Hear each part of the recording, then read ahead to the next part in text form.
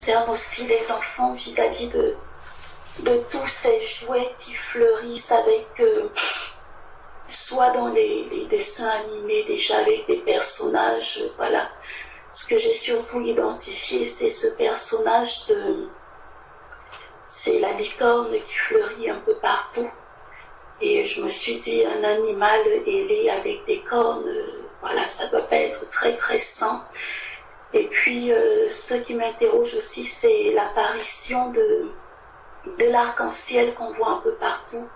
Je sais que la Bible dit que l'arc-en-ciel a été conduit à instituer l'arc-en-ciel.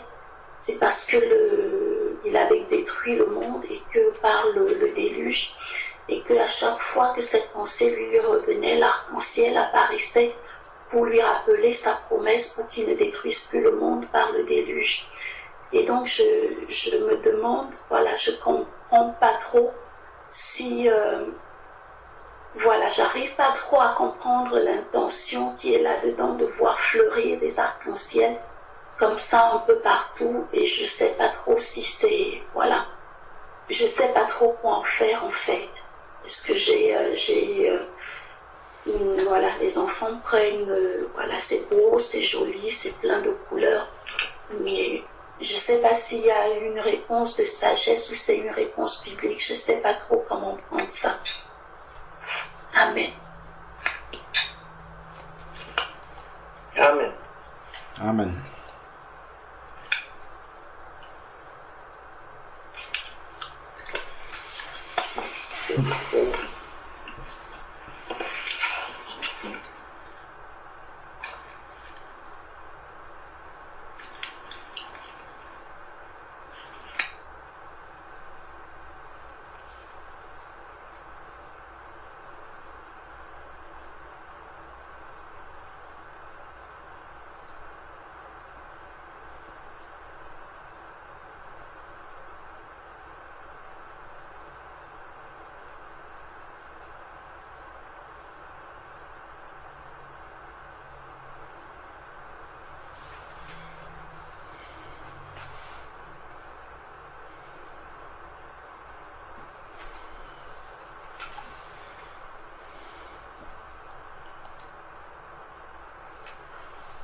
Ça, Patricia, la question c'est de savoir s'il y a comment dire, une implication spirituelle par rapport à ces jouets que les enfants utilisent et qui fleurissent maintenant, c'est ça?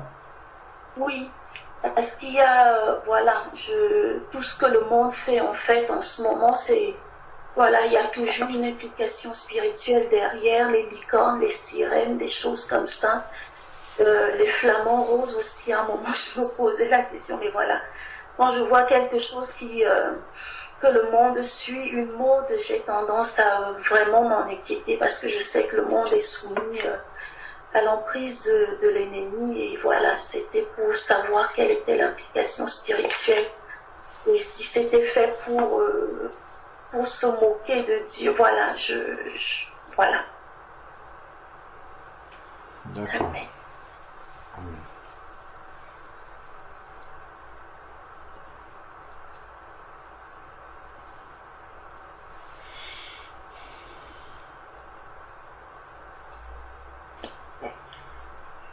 Si je peux essayer de dire quelque chose, je vais prendre un verset, 1 Jean chapitre 5.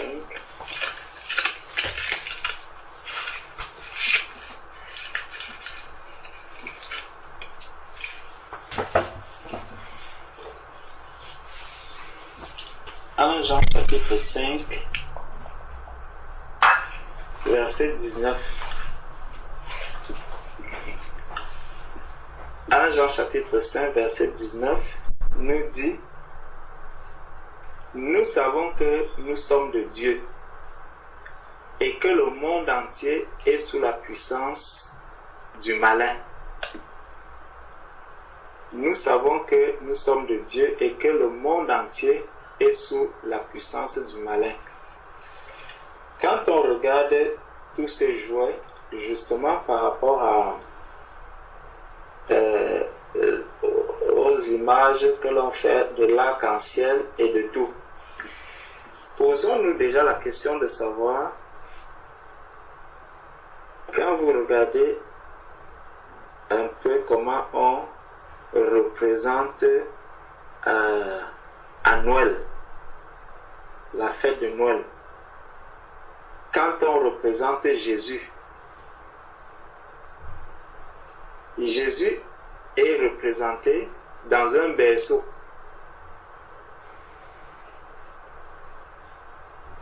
Ça, c'est ce que le monde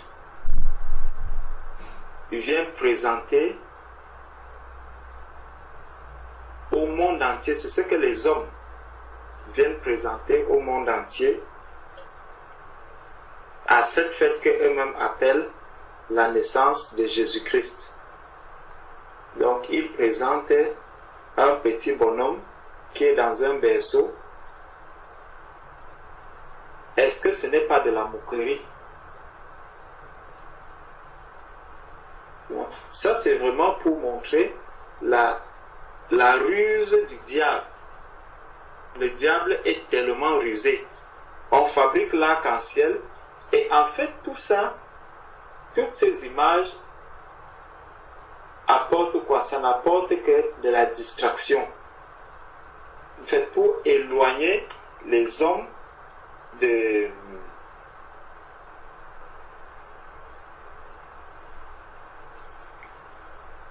l'essentiel, pour éloigner les hommes de la vérité, pour amener les hommes à ne pas s'intéresser à la connaissance véritable de la vérité de Jésus-Christ. Parce que quand on représente l'arc-en-ciel, il apparaît avec les images. L'arc-en-ciel dans la Bible a une signification que quand Dieu regarde l'arc-en-ciel, il se souvient de ce qu'il avait dit, de la promesse qu'il avait faite, qu'il ne détruira plus la terre. Et maintenant, les hommes prennent cet arc-en-ciel, ils commencent à le représenter partout. Une manière spirituelle de dire à l'homme que, mais si même on vous parle de l'enlèvement, la Bible dit qu'il y aura de nouveaux cieux et une nouvelle terre.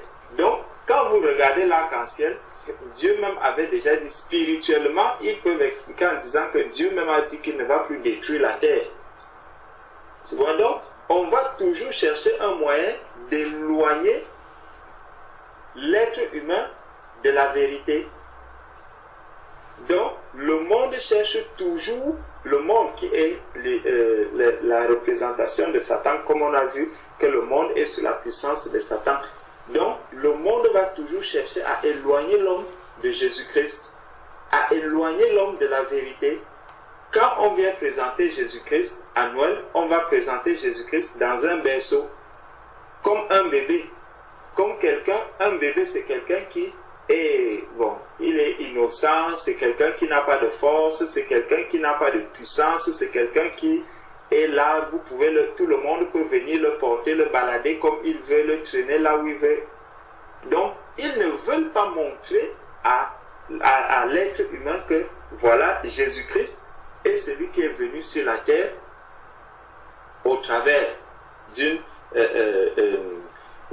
par le Saint-Esprit, il est arrivé sur la terre, il a grandi, il a fini d'accomplir le travail, maintenant il est au ciel. Il a dit, ne faites pas d'image, ne faites pas de représentation de ma personne sur la terre. Parce que en ne faisant aucune représentation de Jésus sur la terre, l'homme allait vraiment chercher à connaître ce Jésus. Il allait connaître, il allait chercher à creuser ce mystère, le mystère de qui est Jésus-Christ. Mais quand aujourd'hui, on va vous présenter, ah voici l'image de Jésus-Christ, on vous apporte un homme qui a les cheveux longs. Ah moi je connais Jésus.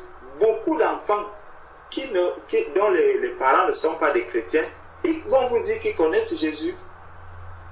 Tu lui apportes une photo, tu lui montres que c'est qui ici. Il te dit, ah c'est Jésus-Christ, ça c'est Jésus. Pourtant ce n'est pas Jésus. Donc, ils sont en train de formater les enfants, formater ceux qui ne connaissent pas le Seigneur pour qu'il se contente du mensonge, pour qu'il se contente de la fausseté, pour qu'il se contente de l'erreur. Et là, ils seront le plus loin possible de Dieu. Ils seront le plus loin possible de la vérité. On va leur présenter l'arc-en-ciel, mais si tu creuses, beaucoup connaissent bien que l'arc-en-ciel a une signification spirituelle. Ils la connaissent. Et tout ça, l'enfant va s'habituer à tout ça. On va dire, ah voilà l'arc-en-ciel, donc la terre ne peut plus être détruite. Comme la terre ne peut plus être détruite, vivons donc sur la terre comme nous voulons, faisons tout le désordre que nous pouvons faire sur la terre, puisque la terre ne sera plus jamais détruite. Faisons le désordre que nous voulons sur la terre. Mais chaque jour, c'est eux aussi qui sont en train de dire le réchauffement climatique. C'est eux qui sont en train de dire il faut passer aux écosystèmes, il faut penser à l'écosystème, il faut parler maintenant bio, il faut faire ceci, il faut retourner, il faut protéger la terre. Mais c'est eux aussi qui disent que la terre ne peut pas être détruite au travers de toutes ces choses. Donc c'est vraiment une ruse du malin. C'est le monde qui veut éloigner l'être humain de la vérité. Et ils attaquent dès le bas âge. Dès le bas âge, parce que c'est tous ces petits-enfants qu'ils doivent récupérer. Ils doivent les récupérer, les éloigner du Seigneur, et comme ça, quand ils seront bien à côté, l'enfant va grandir avec tout cela, il se dira que bon, pour moi, vous me parlez de Jésus, Jésus c'est le petit bébé qu'on retrouve à Noël dans le berceau. Comment vous pouvez dire que ce Jésus-là viendra? Si je veux connaître Jésus, je vais dans un film, je vais voir Jésus là-bas. Pourquoi vous avez besoin? Est-ce que j'ai encore besoin de chercher Jésus quand vous me dites que je dois connaître Jésus, je dois connaître la vérité? Quelqu'un va te dire qu'il connaît déjà Jésus. Donc pour moi je prends tout cela comme une séduction du malin encore pour éloigner l'être humain de la vérité et de Jésus-Christ. Une fois de plus, nous devons veiller, nous devons faire attention. Et ça me rappelle que dans le texte même que la sœur Valérie nous a présenté tout à l'heure, la fin de ce texte-là disait quelque chose. La fin de ce texte-là disait quelque chose. Au verset...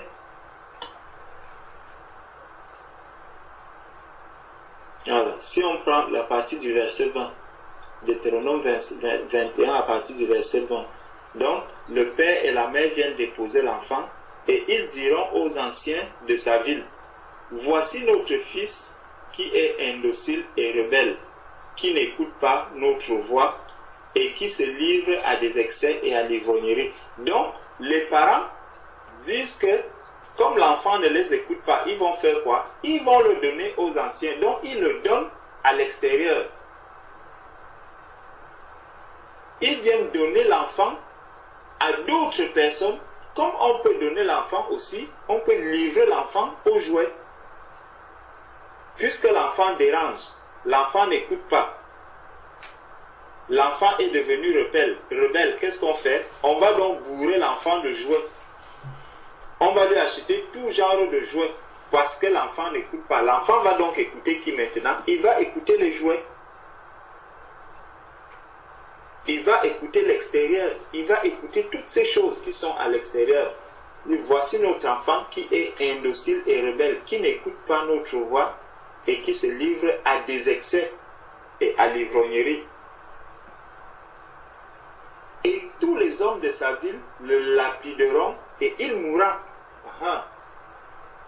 Tout ce qui est là à l'extérieur, c'est pour faire quoi? C'est pour amener l'enfant à mourir et à le détruire. Tous ces jouets, ma soeur, qui sortent à gauche, à droite, tous ces jeux qui sortent, qui font, c'est pour détruire l'enfant. C'est ça le but. C'est pour détruire l'enfant. Ce n'est qu'à l'intérieur, de la famille que tu vas préserver la vie de ton enfant.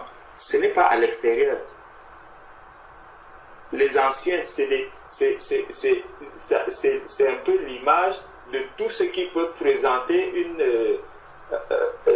une sorte d'appui, de protection. On se dit non, mon enfant il est à la maison, il a des jouets. Donc il rentre de l'école, c'est avec les jouets qu'il va rester. Les jouets vont représenter les anciens et ces jouets-là vont le détruire. Et bien, tous les hommes de sa ville le lapideront et il mourra. Tu ôteras ainsi le mal du milieu de toi. Donc, tu enlèves maintenant la rébellion dans ta maison avec quoi? Avec les jouets. Les jouets vont faire quoi? Ils vont détruire et tu n'auras plus d'enfants.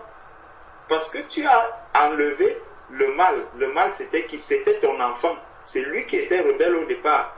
Par la suite, il fait quoi? Cet enfant finit même par disparaître.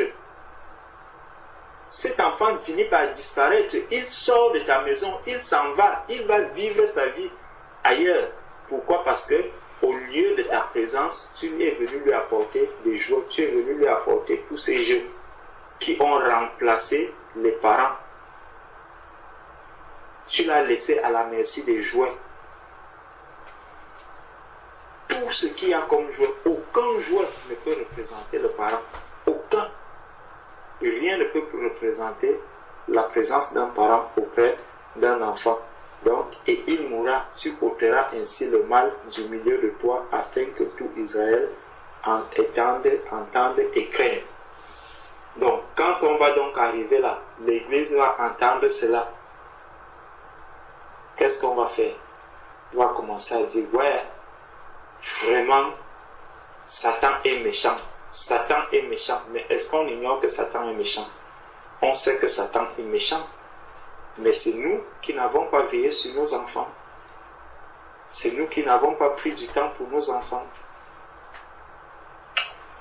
Donc, peu importe les jouets, ma soeur, tu ne peux pas remplacer le jouet par ta présence ou par le travail que tu dois faire. Tous ces jouets-là, c'est la ruse du diable pour éloigner les enfants de la vérité, pour les faire grandir loin de la vérité du Seigneur. Amen. Amen. Amen. Amen.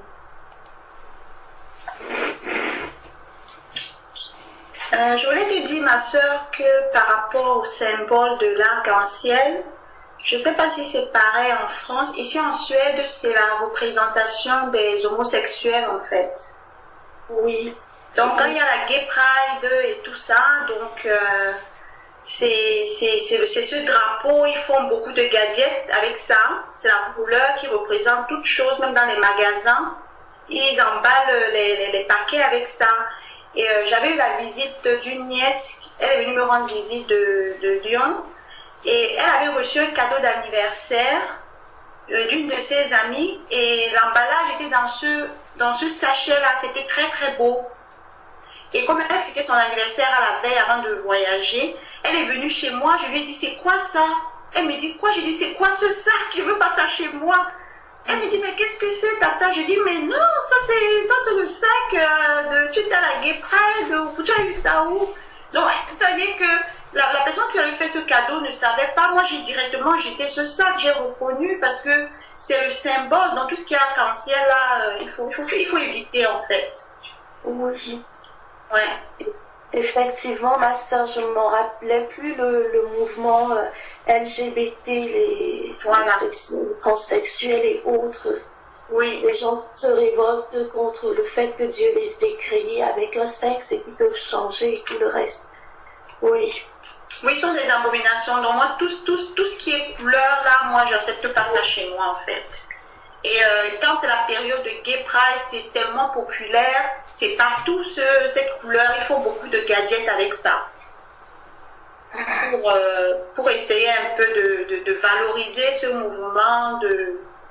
Donc c'est ça en fait, c'est le symbole. Parce que même dans leur café, leur restaurant, ils mettent le drapeau avec cette couleur-là. Ils ont utilisé cette couleur-là comme symbole, comme représentation. Oui. Amen. Amen. Merci. Ok. Diable est rusé. Bien. Je voudrais élever une prière. Amen. Éternel Dieu Tout-Puissant, notre tendre et bon Père Céleste, merci infiniment parce que tu nous as rassemblés en ce moment pour écouter tes recommandations, pour entendre tes instructions, tes exhortations, pour, Éternel, être instruits par rapport à ce monde dans lequel nous vivons. Dans sa prière, avant de retourner auprès de toi, notre Seigneur Jésus-Christ a dit qu'il ne te demandait pas de nous ôter du monde, mais de nous préserver du monde. Père éternel, tu connais les situations de chacun d'entre nous. Je te présente tout d'abord toutes les familles éternelles qui recherchent ta sainteté, qui recherchent, éternel, la sanctification et qui souvent ne font pas attention à certains signaux qui devraient être des alarmes éternelles parce que l'ennemi est très rusé, éternel, qui cherche à pervertir dès le berceau, éternel, que tu mettes la sagesse, que tu ouvres les esprits afin qu'éternel, les pensées soient constamment renouvelées et que nous ne nous conformions pas au siècle présent. Et qu'à chaque fois, éternel, que nous voyons quelque chose qui est très beau, qui attire des foules, éternel, après lequel tout le monde court, que tu mettes le questionnement, l'interrogation dans nos cœurs, afin, éternel, que nous ne tombions pas dans les filets de l'ennemi, car il est écrit dans ta parole qu'au temps de la fin, il viendrait comme un filet qui s'appesantirait sur le monde, pour entraîner le maximum de personnes à la perdition. Je viens te présenter ma situation particulière que tu connais, et également celle que vivent tous les parents. Père, où nous n'avons pas nos enfants, où nous ne pouvons pas les protéger, selon ce que tu recommandes, parce que, Éternel, nous ne vivons pas avec eux. Éternel, du coup, ils sont confrontés à divers dangers, que nous ne pouvons regarder que de loin. Nous pouvons les instruire, Éternel, et leur environnement quotidien, leur enseigne le contraire.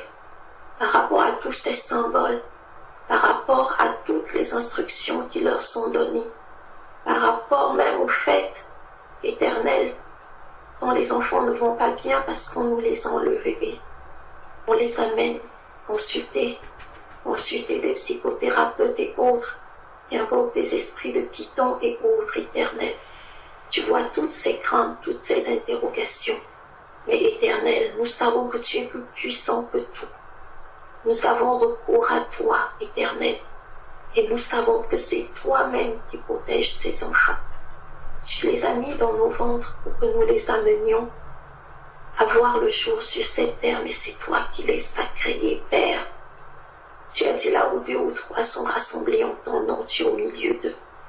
Je me permets ainsi de venir auprès de ta majesté, au milieu de mes frères et sœurs éternels, pour élever cette prière pour nos enfants, pour qu'Éternel, tu les protèges et que ta promesse dans leur vie, qui dit que nos enfants sont non seulement sanctifiés, mais qui seront disciples de l'Éternel. Toi qui es un Dieu fidèle, éternel, que ta promesse s'accomplisse dans leur vie. Père éternel, merci infiniment pour tout ce que tu fais pour nous.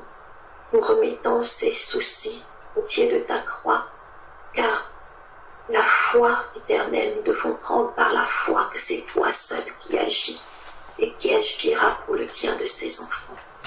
Nous te bénissons, ô Dieu. Nous exaltons ton saint nom. Nous te rendons gloire en toutes choses, Père, car à travers également ces épreuves, tu nous permets d'être plus attentifs et plus attentives à tout ce qui nous entoure, pour qu'Éternel, nous soyons plus enclins à faire attention. Merci, Père, pour tout ce que tu fais, car en toutes choses, tout ce qui arrive concourt au bien de ceux qui t'aiment. Merci, Père, au nom puissant de ton Fils Jésus-Christ. Amen. Amen. Amen. Amen. Merci, ma soeur, pour la prière. Gloire à Dieu, ma sœur. Amen. Est-ce qu'il y a une autre question?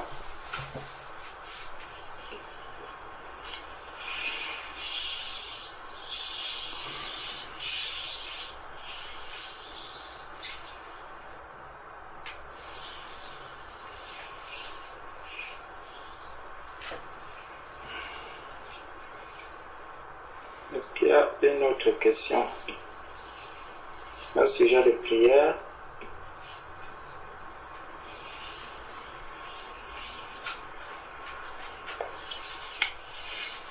Gloire au Seigneur, parce qu'il est 4h24.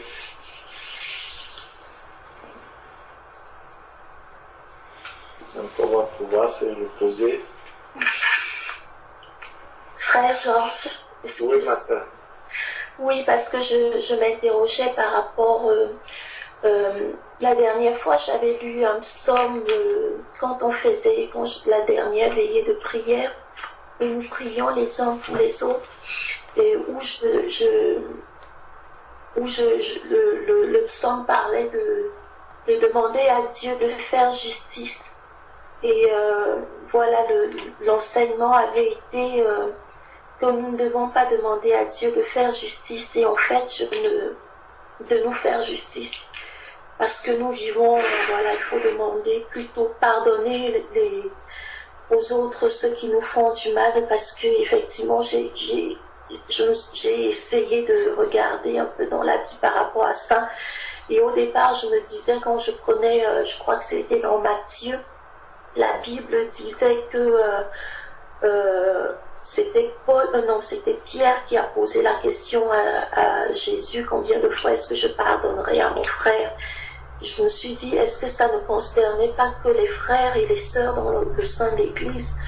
Et puis je suis arrivée, voilà, l'amour excuse tout. Voilà, donc je pense que ça concerne tout le monde. Mais ce que je ne comprends pas, c'est lorsqu'on prend dans le livre le passage que le frère Alain a lu tout à l'heure dans Apocalypse, je crois 9, je ne sais plus, ou Apocalypse 7, où les âmes les âmes de ceux qui avaient été immolés sur la terre demandent à Dieu quand est-ce qu'il allait tirer vengeance de leur sang dans les venger de ce que les hommes leur avaient fait sur la terre. Et Dieu leur répond de se mettre, de rester en sommeil, je crois, et d'attendre que le nombre de leurs compagnons de service soit accompli. Du coup, je ne comprends pas trop. Amen. Amen. Ok. Justement, quand on essaie de suivre le raisonnement logique des choses, tu vois, si nous prenons Deutéronome et tu vas voir jusqu'où on va arriver. Deutéronome 32.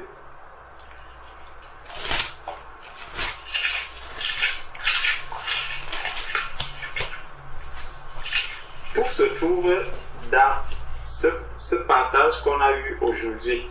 C'est là que se trouve la clé. Deutéronome 32, verset 35.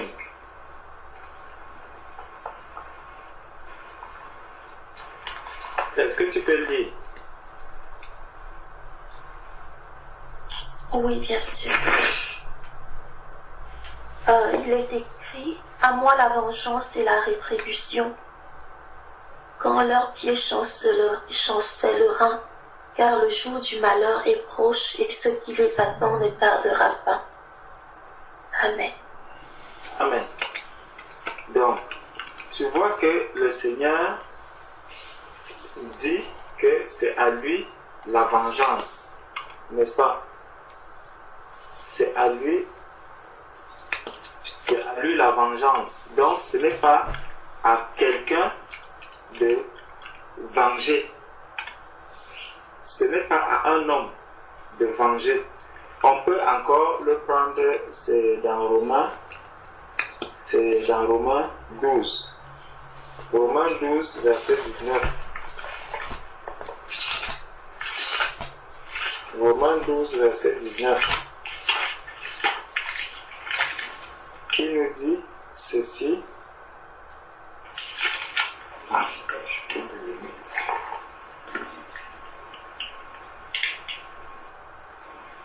Romains 12, verset 19. Ne vous vengez point vous-même, bien-aimés, mais laissez agir la colère, car il est écrit: à moi la vengeance, à moi la rétribution, dit le Seigneur. Donc, c'est un commandement que Dieu donne. Maintenant, allons voir dans Apocalypse que tu prenais tout à l'heure.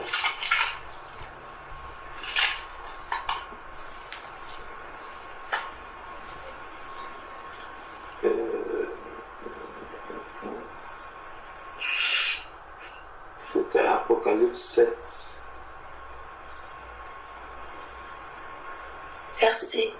À partir du verset 9. Voilà.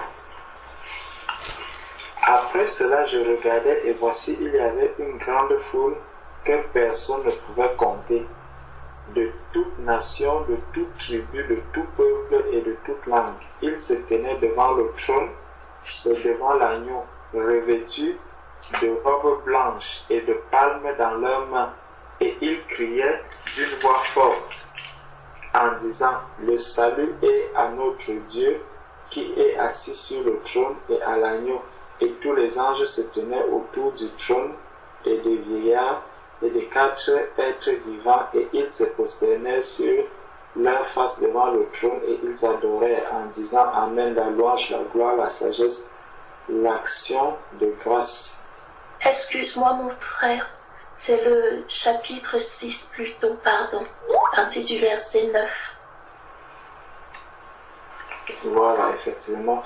Quand il ouvrit le 5e sceau, je vis sous l'autel des âmes de ceux qui avaient été immolés à cause de la parole de Dieu et à cause du témoignage qu'ils avaient rendu.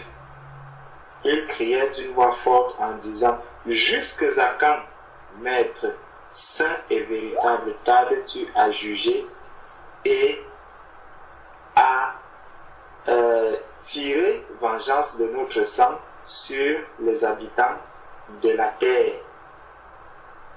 Sur les habitants d'où? De la terre. De la terre. Parce qu'ils sont où? Dans le ciel. Dans le ciel. Avec qui? Avec l'agneau. Avec leur époux. Est-ce que tu vois?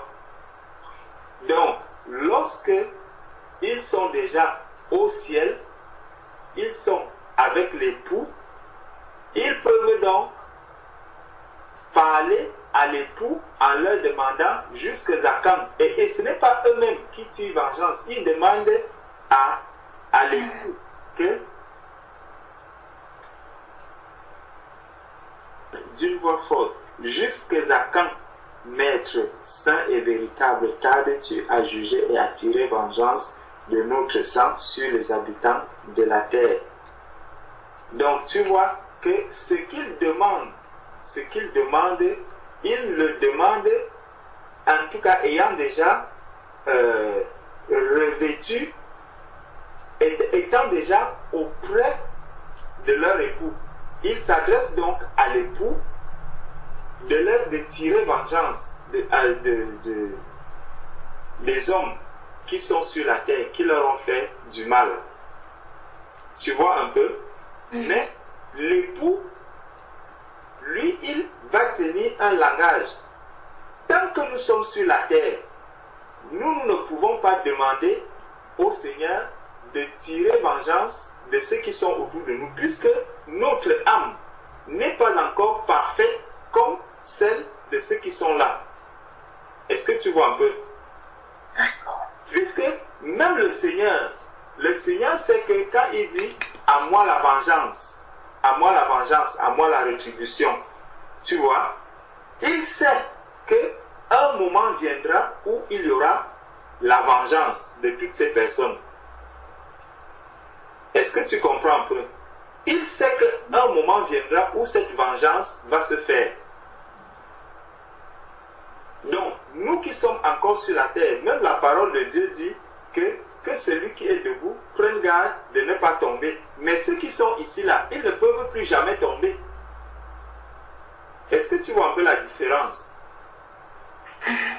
Donc, si toi étant sur la terre, tu demandes de tirer vengeance de ces personnes, le jour où tu tombes, ceux qui sont aussi autour de toi peuvent demander que Seigneur, nous voulons que tu tires vengeance, nous voulons, à quand est-ce que tu vas tirer vengeance du mal que Patricia vient de me faire? Est-ce que tu vois un peu? Donc, prends garde à toi-même de ne pas tomber. Parce que la Bible dit que la manière dont tu jugeras ton frère ou ta soeur, c'est de la même manière que toi aussi tu vas être jugé. Oh, ceux qui sont ici là, ils sont déjà au clair. La Bible dit dans Hébreux 9, 27 qu'il est réservé aux hommes de mourir une fois après quoi vient le jugement. Ceux-ci, ils ont déjà leur jugement qui a déjà été établi. Ils sont là où ils sont là. C'est pour ça qu'ils sont auprès du Père. Vous ne pourrez plus les enlever là pour les envoyer à la GN. C'est impossible. Je ne sais pas si tu vois un peu ma soeur. Oui, je vois. En fait, quand je reprends aussi dans le Luc 18 pour la parabole, c'est vraiment ces mots-là qui me mettent le trou. Dans Luc 18, sur la parabole du juge inique, le verset 7, il dit bien, le verset 7, oui. Le Seigneur, voilà, ne fera-t-il pas justice à ses élus qui crient à lui jour et nuit? Voilà. Quand ils vont donc crier à lui jour et nuit, ça sera pourquoi? Quelle est la raison pour laquelle? Attends un peu. Attends, je vais...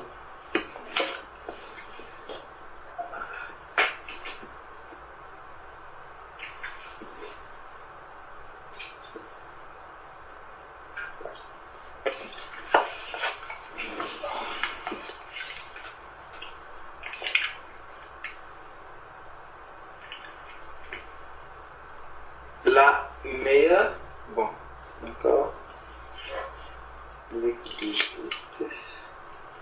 Et puis je suis aussi tombée sur des versets, je ne les ai pas là en tête. Par exemple, l'apôtre Paul dit, je crois que c'est Démas qui m'a fait beaucoup de mal, l'Éternel lui rendra selon ses œuvres. Il y a beaucoup de choses comme ça que l'apôtre Paul dit.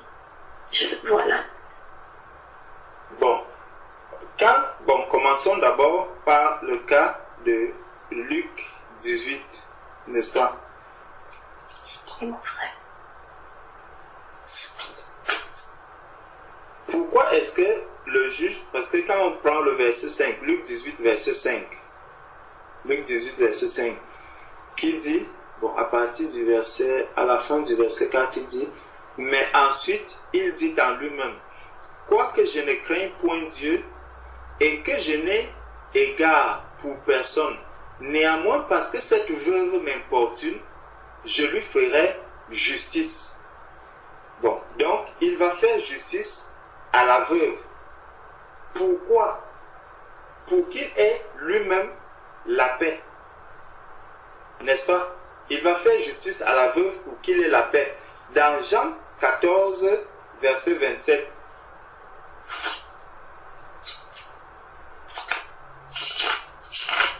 Jean chapitre 14, verset 24, verset 27, il nous dit, je vous laisse la paix, je vous donne ma paix.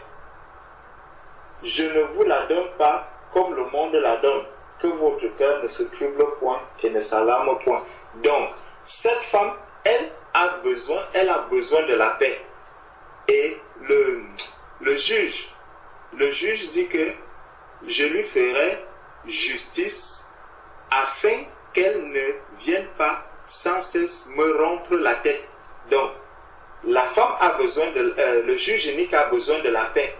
Or, c'est Jésus qui est notre paix. Ça montre déjà clairement que le juge unique n'a pas Jésus-Christ. Donc, ce n'est pas un chrétien, ce n'est pas quelqu'un qui est converti. Parce qu'il veut la paix. Il veut être dans la paix. On continue.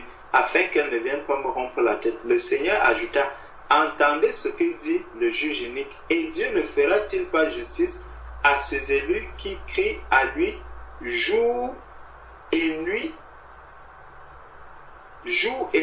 et tarderait-il à leur égard? Je vous le dis, mais il leur fera promptement justice. Il leur fera promptement justice.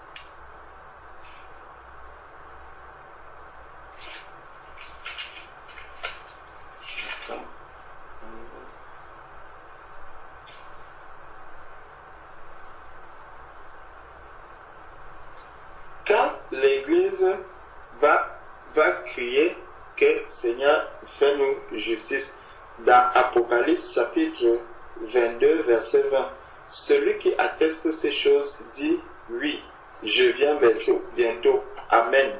Viens Seigneur Jésus. Donc, la justice que je dois demander au Seigneur, c'est quoi? C'est que Seigneur, viens au secours de ces personnes, parce que c'est la posture que le chrétien a vis-à-vis de celui qui n'a pas encore le Seigneur.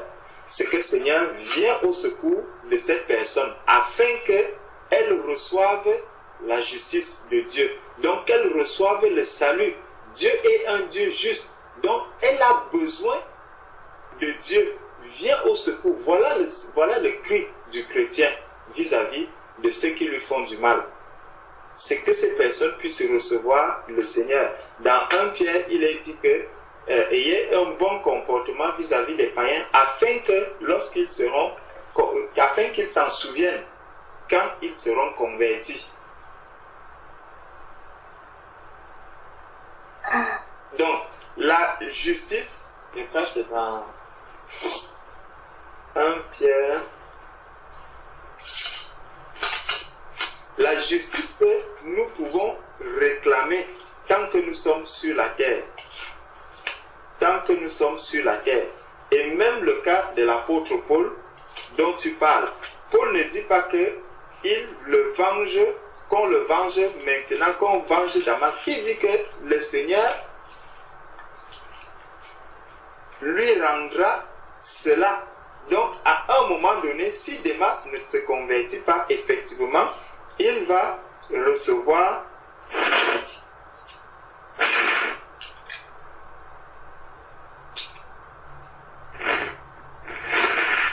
on va voir justement ce que tu es.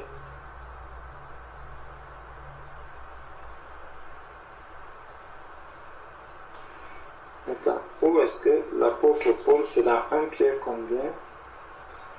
Il dit que ayez une bonne attitude devant les païens. Est-ce que quelqu'un se souvient?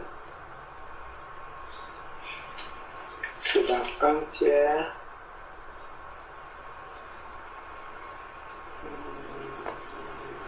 Voilà, 1 Pierre, chapitre 2, verset 12, qui dit: ayez au milieu des païens une bonne conduite, afin que là même où ils vous calomnient, comme si vous étiez des malfaiteurs, ils remarquent vos bonnes œuvres et qu'ils glorifient Dieu au jour où il les visitera. Et qu'ils glorifient Dieu au jour où il les visitera. Soyez soumis à cause du Seigneur à toute autorité. Bon. Donc, dans 1 Pierre chapitre 3, verset 3, 1 Pierre chapitre 3, verset 9, nous dit: ne rendez point le mal pour le mal, ou injure pour injure. Bénissez au contraire, car c'est à cela que vous avez été appelés, afin d'hériter la bénédiction.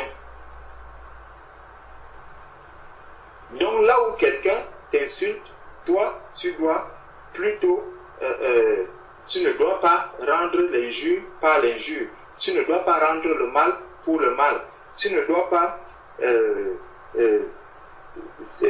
faire du mal à celui qui te fait aussi le mal. Mais plutôt, quelqu'un qui te fait le mal, tu dois lui faire du bien. Quand Paul parle du cas de Démas, il ne dit pas que Seigneur juge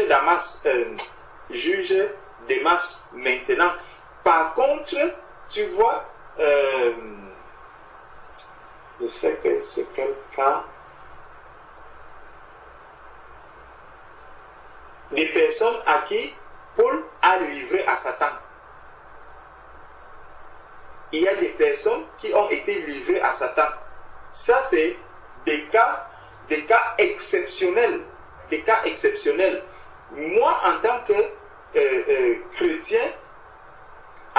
chrétien, tu ne peux pas commencer à livrer les gens à Satan comme ça, à tort et à travers. Attends, on va voir le cas où...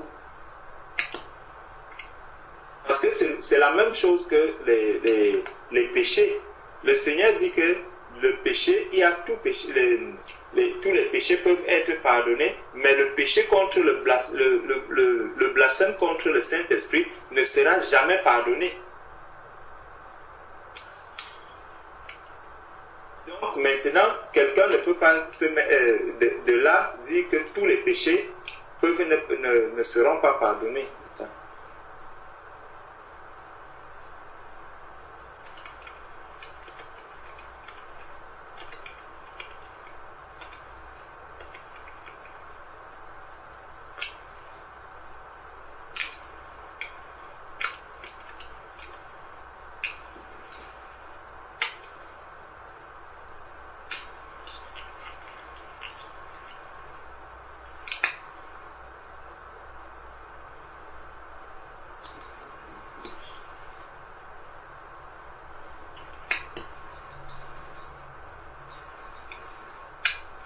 Voilà, c'est dans 1 Corinthiens.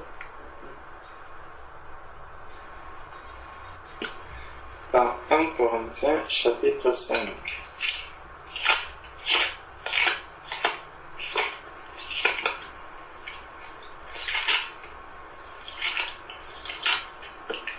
Dans 1 Corinthiens, chapitre 5, regardons bien ce qu'il dit. On entend dire généralement qu'il y a parmi vous de l'impudicité et une impudicité telle qu'elle ne se rencontre pas même chez les païens. C'est au point que l'un de vous a la femme de son père et vous êtes enflé d'orgueil et vous n'avez pas été plutôt dans l'affliction afin que celui qui a commis cet acte fût ôté du milieu de vous. Tu vois, tout à l'heure tu parlais des relations entre, si ce n'était pas entre les chrétiens, mais justement ici c'est entre les chrétiens. Il y a des chrétiens, un chrétien qui pêche au milieu de l'assemblée, au milieu des bien-aimés. Il dit, et vous êtes enflés d'orgueil, et vous n'avez pas été plutôt dans l'affliction, afin que celui qui a commis cet acte fût ôté du milieu de vous. Pour moi, absent de corps, mais présent d'esprit, j'ai déjà jugé comme si j'étais présent, celui qui a commis un tel acte. Au nom du Seigneur Jésus, vous et mon esprit étant assemblés avec la puissance de notre Seigneur Jésus, qu'un tel homme soit livré à Satan pour la destruction de la chair. Pour la destruction de la chair. Il ne dit pas que c'est pour la perdition de son âme. Non. Il dit pour que son âme, sa chair soit détruite. Qu'un tel homme soit livré à Satan pour la destruction de la chair, afin que l'esprit soit sauvé au jour du Seigneur Jésus. Donc tu vois le désir de Paul, c'est que l'esprit toujours soit sauvé, c'est que la personne puisse être sauvée. Donc qu'il souffre dans sa chair. La chair doit souffrir, vous devez le faire souffrir. Et il va parler de humilier la personne, il va donner des moyens pour faire souffrir la chair de la personne. Il parle il faut exposer la personne. Donc la méthode de Matthieu 18 où il faut prendre la personne à deux et tout, et après par la suite, il faut pouvoir exposer la personne publiquement, et quand la personne va être exposée comme ça, c'est sa chair qui va être humiliée, dans sa chair. Et tout ça pourquoi? Pour qu'il arrive à la repentance, et s'étant repenti, son esprit va pouvoir vivre. Parce qu'il comprendra que l'impudicité n'est pas une bonne chose. Donc jusque-là, on voit toujours que quand on demande, étant encore sur la terre, au Seigneur de faire vengeance, c'est pour que la chair de la personne puisse être détruite, mais que l'esprit vive, c'est que la personne soit vraiment pardonnée, c'est pour que la personne ait la vie de Jésus-Christ. Ce n'est pas pour la perdition, ce n'est pas pour qu'on perde la personne.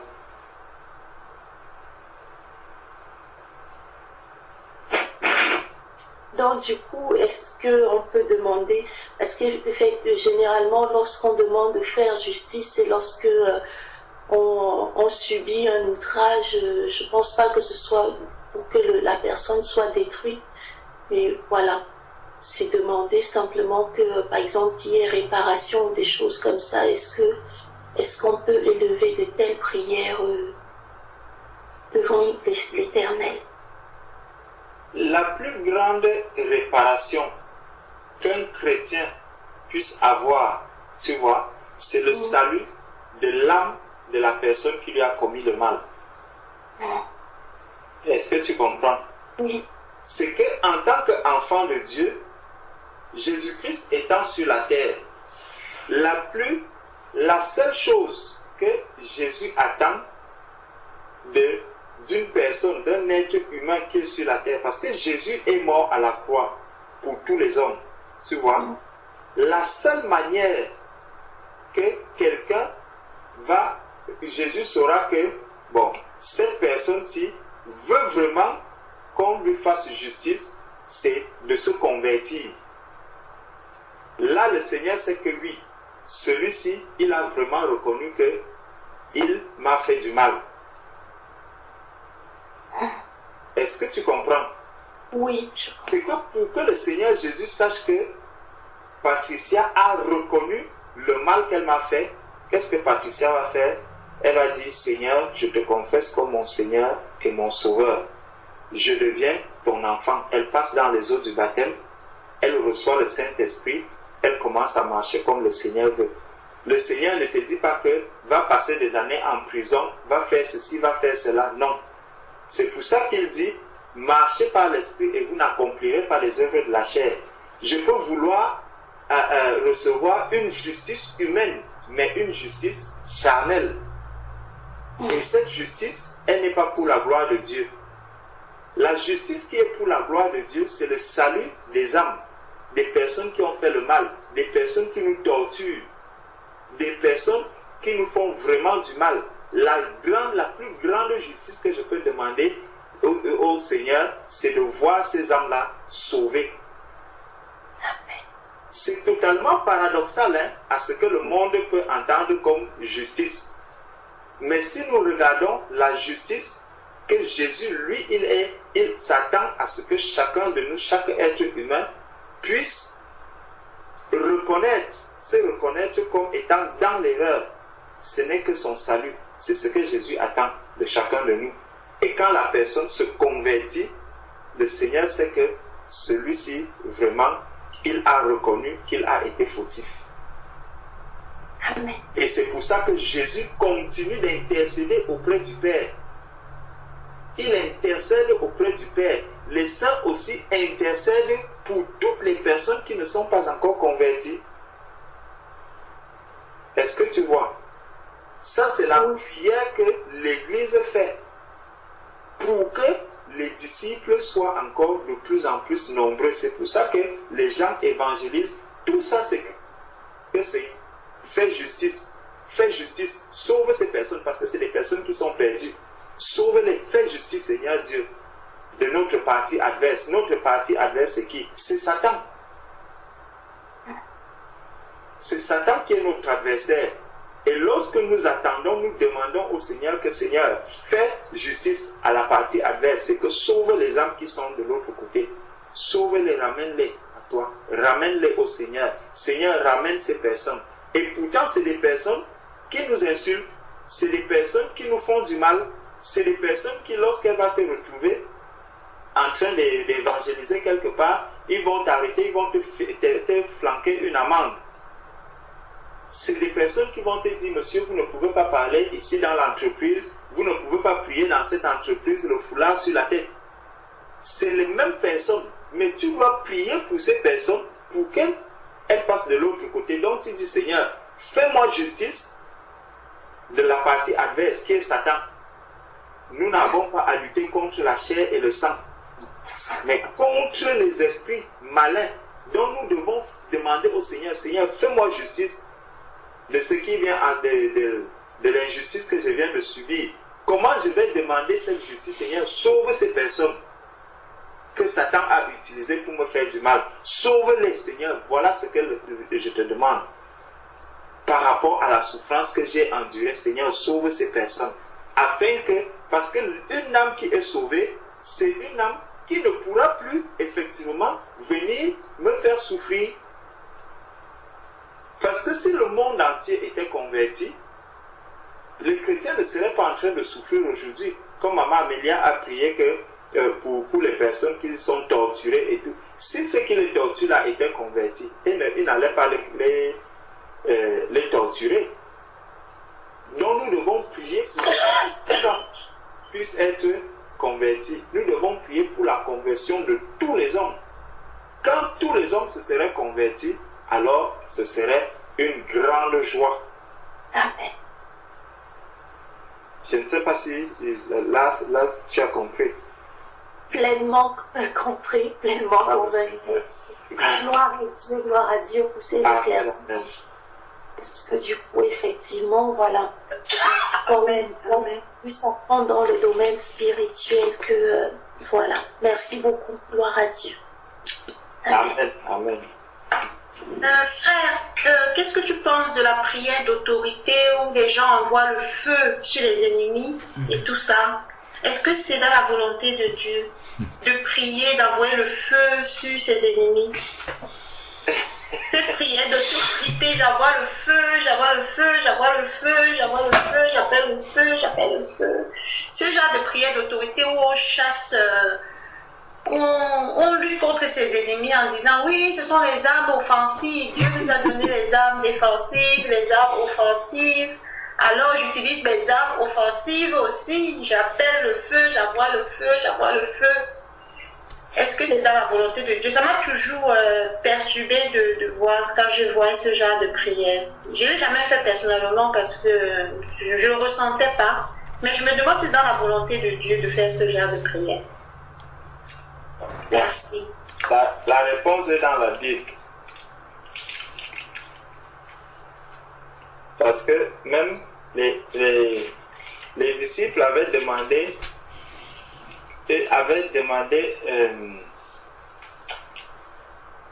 quelque chose au Seigneur. Prenons Luc chapitre 9.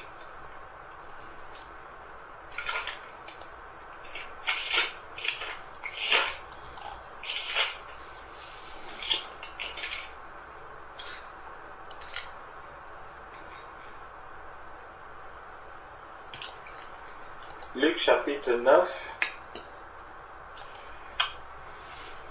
On va lire à partir du verset 51. Lorsque le temps où il devait être enlevé du monde approcha, Jésus prit la résolution de se rendre à Jérusalem.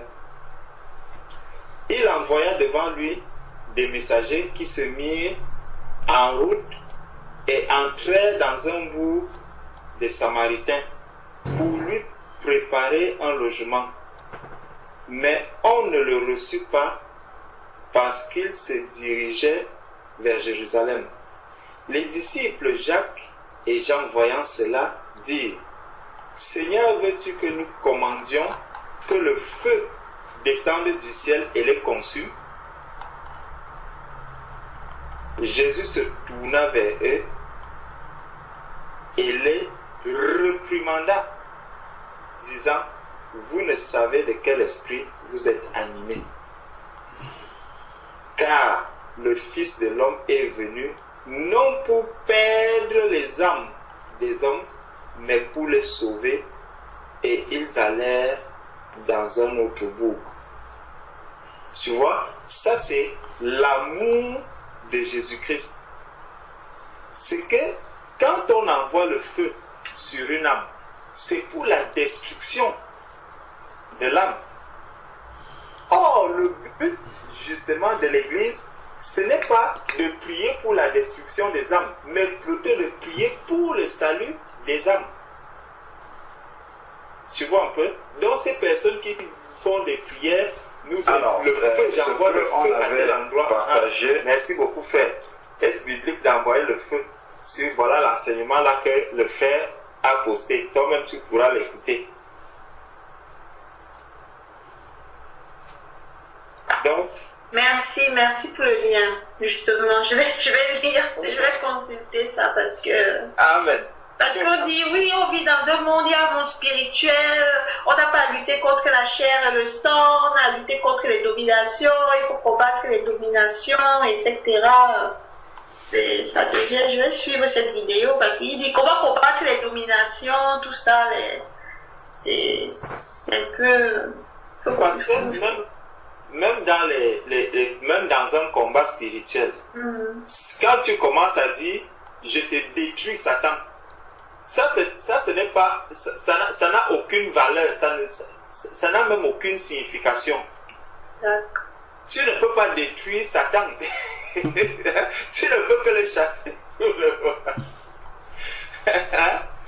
Tu ne peux que le chasser. C'est pour ça qu'on chasse Satan. Prendre l'autorité sur lui, non, frère? Pardon? Ou prendre l'autorité sur lui. Oui, mais tu ne le détruis pas. Tu ne vas pas le détruire, tu vas le chasser. Nous, on peut chasser. Le Seigneur nous a dit qu'il nous a donné le pouvoir de marcher sur les serpents, les scorpions et sur toute la puissance de l'ennemi. Donc si tu dis que je marche sur la puissance de Satan, je marche, oui. Mais maintenant dire que je détruis, là, ça n'a pas de sens. Parce que si tu détruis la chose, c'est que la chose ne va plus exister. Or, tu ne peux pas dire que Satan ne va plus exister. Nous avons besoin d'enseignements sur la prière d'autorité là, parce que c'est vraiment un domaine que je ne comprends pas trop. De briser les malédictions, de briser, de détruire la puissance de Satan. Est-ce que c'est quelque chose un enfant de Dieu doit faire ce genre de prière? Vous dire oui, il faut le combat spirituel, c'est important. Je dois me réveiller à minuit, 2 heures, 3 heures, où elles agissent, je dois prier. Est-ce que non, je ne comprends pas. Est-ce que non, qu'est-ce qu'il faut faire? Tu sais que par rapport au combat spirituel, n'est-ce pas? Oui. Si tu commences maintenant à chercher à quelle heure est-ce que Satan agit, finalement, Satan, parce que quand il est 2 heures en France, il est quelle heure par exemple en Corée? Hein, ma soeur? Parce que certainement quand il sera 2 heures ici, toi tu te dis que tu vas faire le combat à 2 heures. Peut-être ailleurs il est midi. Quand il sera, si Satan agit est vraiment plus fort à 2 heures du matin, donc quand il sera 2 heures ici en France, il va se concentrer donc dans le monde entier, puisqu'il sera 2 heures quelque part quand même. Donc même en Corée où il est midi, il aura une grande force.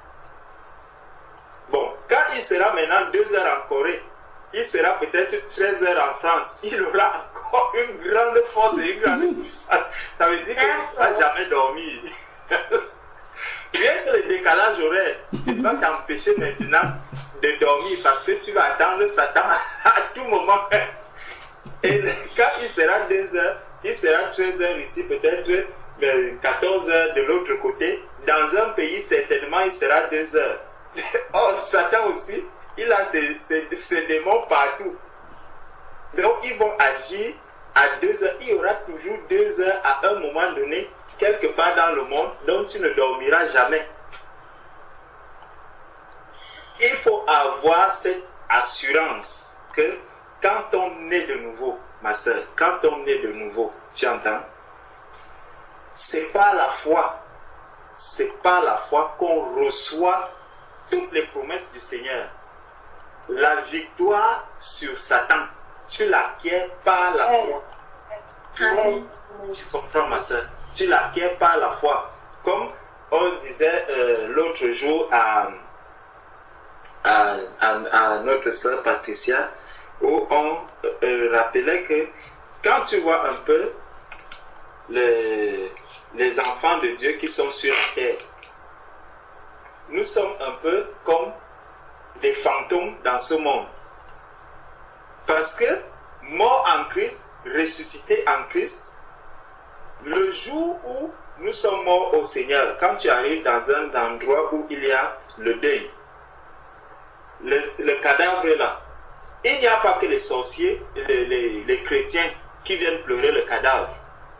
Il y a les sorciers qui vont arriver pour pleurer le cadavre. Les rosicruciens viendront pleurer le cadavre. Les marabouts viendront pleurer. Même celui qui a même tué la personne. On va dire, ah, c'est tel sorcier, on va le soupçonner d'avoir tué la personne. Il sera aussi là. Tout le monde peut fuir la personne, mais le cadavre ne le fuira jamais. D'accord. Tu comprends, ma soeur?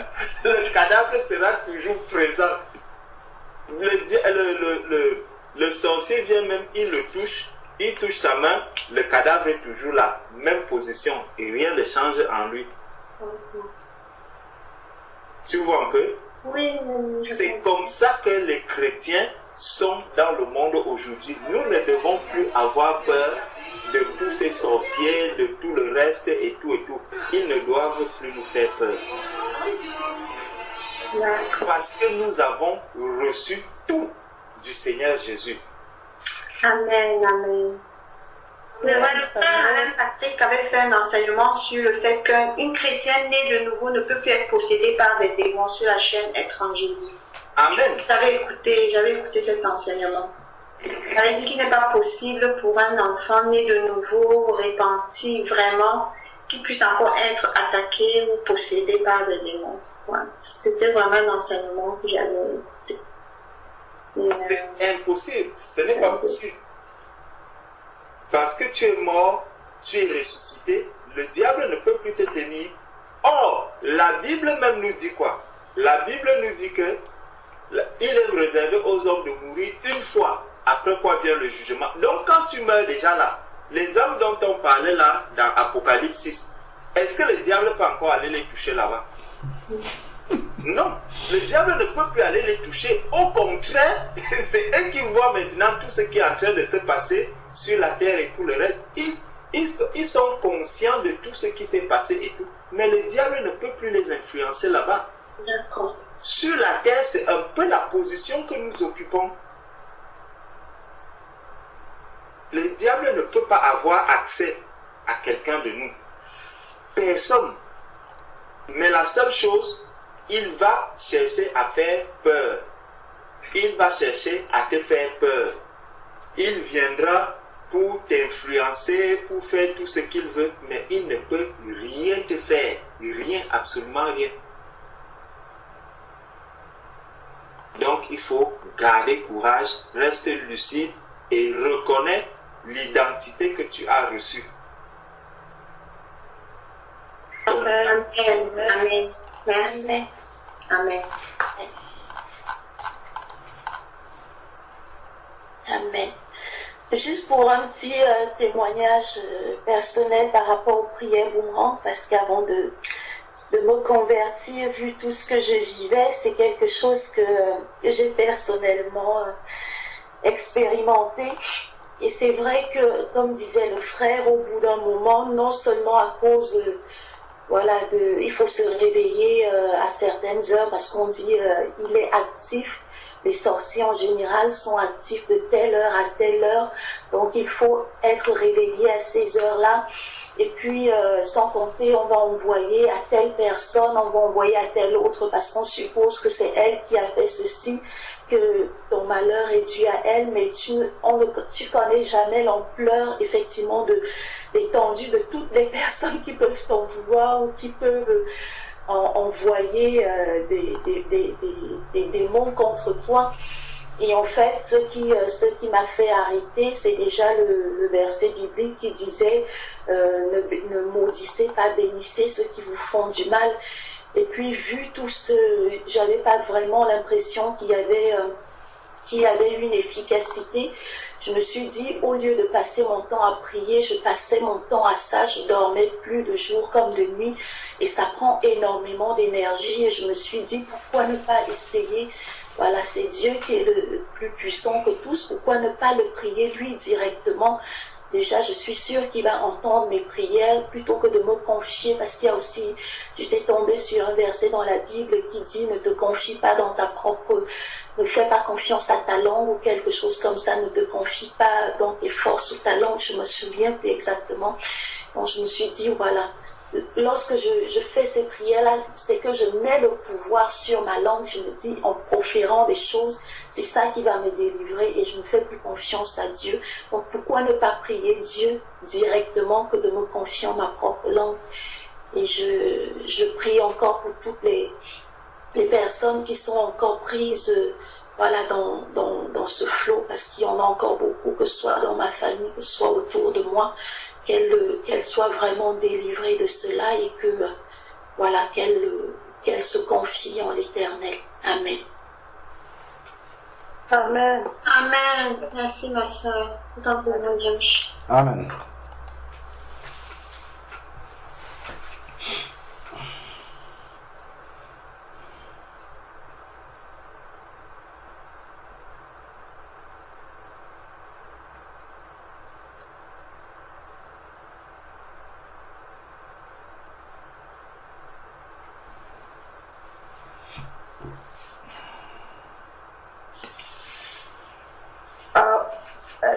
Je voulais juste ajouter quelque chose. Je me rends compte que en Afrique, par exemple, la façon de prier avec ce que nous prions ici, c'est pas les mêmes, parce qu'en Afrique, partout où je vais, quand j'arrive, je vais un peu, je vais un peu aller là où il y a on dit qu'on est affermi, on est à l'église en fait. Quand je vais là-bas, tout ce qu'ils prient, c'est de détruire l'ennemi. Ils prient carrément comme ça, ils ne peuvent pas prier autrement. Donc pour eux, je ne sais pas. Et même sur Internet, c'est pour ça que j'avais arrêté d'écouter les sottises que les gens font les prières sur Internet, parce qu'à chaque fois que j'écoutais les prières sur Internet, ça me perturbait, ça changeait tout dans ma tête. Et du coup, j'ai arrêté de suivre ce qui se passe sur Internet, parce que s'il y a deux prophètes ou bien 10 prophètes, il y aura au moins 9 qui vont parler des trucs, des armes destructives. Donc voilà quoi. C'est pour ça qu'à un moment donné, j'ai dit que si je continue à écouter ces trucs-là, ces sonnettes-là, parce que surtout au moment où nous, on n'avait plus d'enseignants à Lyon, je m'étais retrouvée en train de suivre les enseignements sur Internet. Bref, en attendant le jour du culte que nous nous retrouvons, je suivais un petit peu, mais je me suis rendu compte que chaque prophète avait sa version et tout. Donc, après, tout semblait très, très confus dans ma tête. Et à un moment donné, j'ai décidé que ça suffit et que je ne vais plus suivre dans des choses. Sauf ce qu'on me conseille, comme les frères me conseillent souvent ils envoient souvent des liens qui sont intéressants. Et en ce moment-là, à partir de ce moment, je peux aller jeter un coup d'œil sur ce que les frères vont envoyer, sur les liens que les frères envoient, parce que vraiment, si ce n'est que moi, je ne peux plus suivre. J'ai déjà décidé que je ne vais plus suivre ces enseignements. Oui, je peux écouter des musiques religieuses, mais oui, mais hormis cela, je n'écoute plus parce que c'est trop. Chacun dit sa part et puis voilà quoi. Donc, à un moment donné, on est confus, on ne comprend plus rien. Donc, parce qu'il y a beaucoup de gens qui parlent de Dieu, mais qui ne sont pas dans la vérité. Donc, mais effectivement, la Bible nous dit de faire attention aux faux prophètes, parce qu'il y a beaucoup de prophètes qui vont dire ci, ils vont dire ça, alors que ce n'est pas ce que la Bible dit réellement. Donc, voilà quoi. C'est juste un petit témoignage que je voulais apporter. Merci. Merci pour ton témoignage. Amen. Bravo, Seigneur. C'est effectivement un vrai business aussi, voilà. C'est ce que les gens ont envie d'entendre, donc ils vont beaucoup là-dedans. Les prières boomerang, et donc voilà, ça permet d'avoir beaucoup plus d'abonnés, voilà. C'est les signes de fin de temps. Amen. Amen. C'est vraiment ça, c'est le signe de la fin des temps, vraiment. C'est très très répandu maintenant. Vraiment.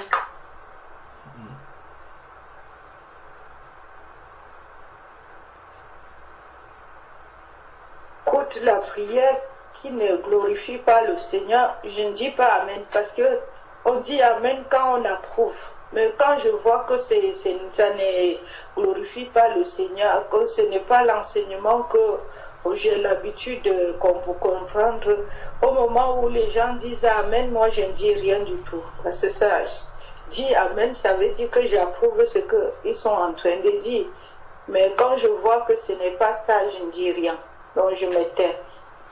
Je n'interviens pas, mais je ne dis rien parce que de toute façon, les femmes n'ont pas le droit d'intervenir n'importe comment, donc je me tais. Oui.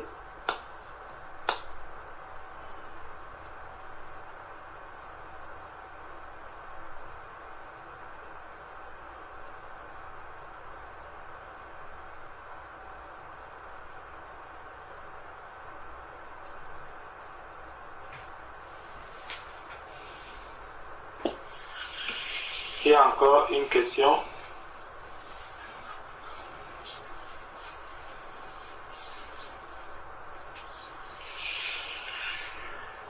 Ok. Sœur Patricia, tu vas donc nous faire la prière. Parce que toi, tu es déjà dans le lit depuis.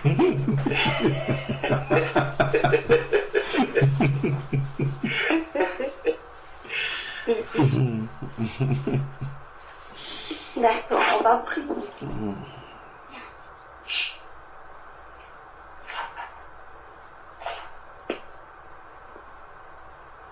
Nous prions. Éternel Dieu Tout-Puissant, notre tendre et bon Père Céleste, te sommes infiniment reconnaissants pour la force que tu as accordée à tes enfants d'arriver jusqu'à cette heure très très matinale de ce samedi. Tu as permis, Éternel, tu as exaucé tes enfants qui t'ont prié en début de soirée pour te présenter tous les équipements, pour te présenter cette veillée de prière. Et tu as été avec nous, tu as béni les instruments, tu as béni les canaux et tu nous as protégés dans le creux de ta main. Merci infiniment, Éternel. Nous te présentons tout ce qui a été dit aujourd'hui au milieu de tes enfants. S'il y a quoi que ce soit, Éternel, qui ne t'ait pas glorifié, par lequel nous ayons murmuré ou fait quoi que ce soit, que tu n'agrées pas, nous te prions de nous pardonner, Éternel, de nous purifier dans le sang de ton agneau et de nous mettre à cœur d'être plus prudents, plus sages la prochaine fois, car Éternel, même si ceux qui sont autour de nous ne nous voient pas, toi tu sondes les cœurs et tu les pèses et rien ne peut se dérober à ton regard puissant. Père, nous te présentons tous les enseignements que tu nous as donnés.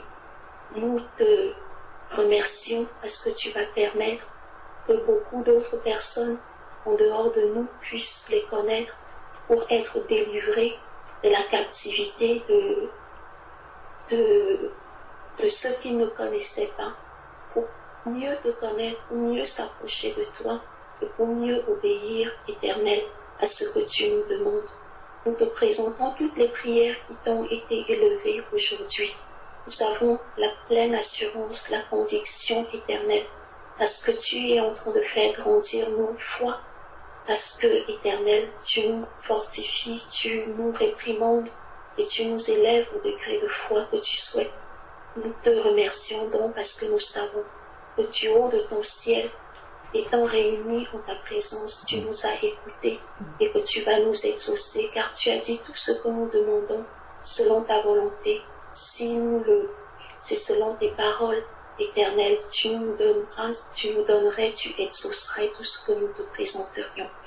Nous te présentons tous les frères et sœurs qui sont déjà couchés ou qui sont sur le point d'aller au travail ou à d'autres activités et ceux qui vont aller se reposer, Père. Nous te présentons tous tes enfants à quelque endroit du monde où ils se trouvent, afin que tu sois avec eux, que tu les bénisses, que tu les fortifies, que tu les protèges, que tu les guérisses, que tu les libères. Nous présentons particulièrement nos deux frères Alain Patrick, le frère Georges, pour que tu sois avec eux tous les jours éternels, que tu les protèges dans le creux de ta main, pour que tu continues à répandre sur eux tous les dons qui sont nécessaires au travail qu'ils sont en train de faire. Que, Éternel, tu les mettes à l'abri des besoins, pour les choses de ce monde que tu sais nécessaires pour notre vie. Mais qu'Éternel, tu leur facilites la tâche, que tu les bénisses et que, Éternel, tu sois avec leur famille, que tu sois avec eux dans tout ce qu'ils font. Que tu leur accordes, Éternel, qu'après avoir prêché aux autres, après avoir enseigné aux autres, ils ne se perdent pas, mais que toujours ils restent sur ce sentier, sur cette voie que tu as tracée devant eux. Te présentons tous les autres frères à quelque endroit où ils sont, dans tous les pays où ils se trouvent, pour que tu continues à agir à travers eux et à les maintenir sur la voie de la sanctification, de la repentance, et pour toujours amener ta parole beaucoup plus loin. Merci particulièrement pour cette parole qui nous réconcilie avec toi, pour toujours la sanctification, pour t'élever les cœurs éternels, pour demander justice, mais une justice pour que tu libères les âmes qui sont captives du pouvoir du péché. Merci pour toutes les questions et pour toutes les réponses que tu nous as données aujourd'hui. Merci pour tous nos frères et sœurs, pour la sœur Valérie qui se trouve en Suède et pour tous les autres à quelque endroit, pour le frère Thierry et la sœur Mourane qui sont en Belgique et pour tous ceux qui sont en France. Merci infiniment. Père, merci pour nos enfants sur lesquels tu veilles. Merci pour nos familles. Des journées pourraient passer à te dire merci, mais tu connais, toi seul, tous les combats que tu livres sur le plan spirituel comme sur le plan physique pour nous. Béni soit ton Saint-Nom et merci, grand Dieu, pour tout ce que tu fais pour nous. Au nom précieux de ton Fils Jésus-Christ. Amen. Amen. Amen. Merci. Amen. Gloire à Dieu pour le temps qu'il nous a encore accordé. Amen. Amen. Amen. Que Dieu veille sur vous. Amen. L'éternel regarde. Amen. Merci pour tes enseignements. Bonne nuit. Bonne journée. Oh. Alléluia. Bonne journée, oui. Ok. Bye bye. Merci. Ok, bye bye.